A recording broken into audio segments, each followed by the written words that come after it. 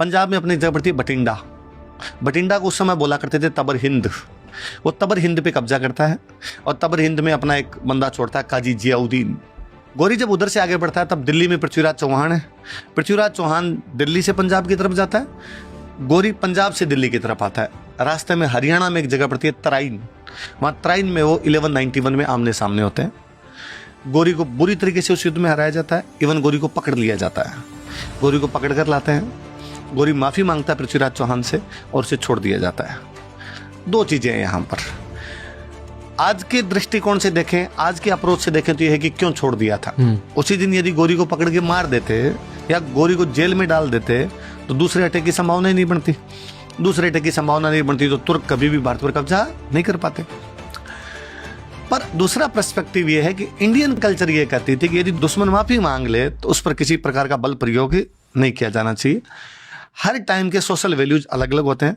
पृथ्वीराज चौहान के टाइम की social values थी कि दुश्मन की माफी मांगने पर उसको दंड नहीं दिया जाना चाहिए, इसलिए पृथ्वीराज चौहान ने छोड़ा। आज हम उसकी बात इसलिए करते हैं कि अगले साल वापस युद्ध होता है 1192 में, उसमें पृथ्वीराज चौहान को हरा के गौरी पकड़ के मार देता है और दिल्ली पर कब्जा कर लेता है। वो जो दूसरा युद्ध तराइन का युद्ध, तो हम कहते हैं देखो पृथ्वीराज चौहान हार गया, पहले युद्ध में जीता हुआ था तब उसने ऐसा क्यों नहीं किया। दूसरे युद्ध में युद्ध जैसा कुछ हुआ ही नहीं था। दूसरे युद्ध में जब पृथ्वीराज की सेना सुबह सुबह सो रही थी, गौरी की सेना अचानक अटैक करती है धोखे से और उन सबको मार देती है वहां पर।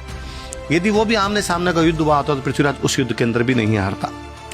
एक तो हमें इससे सीख तो ये मिलती है कि हमें दुश्मन की सारी गतिविधियों का ध्यान रखना चाहिए, दुश्मन कब कौन सी चाल चल रहा है। जैसे हम है वैसा दुश्मन हो ऐसा जरूरी नहीं है कि हमने ये सोचा कि हम धोखे से किसी पर अटैक नहीं करते तो वो भी नहीं करेंगे, पर उन्होंने रात को सोते हुए धोखे से अटैक किया था और इनको हराया था उस युद्ध के अंदर। दूसरा ये है कि जब हम 1192 के उस तराइन के दूसरे युद्ध की बात करते हैं तो उससे पहले हम तराइन का पहला युद्ध भी देखा जाना चाहिए और काइंद्रा का युद्ध भी देखा जाना चाहिए जिसके अंदर गौरी को हरा दिया गया था।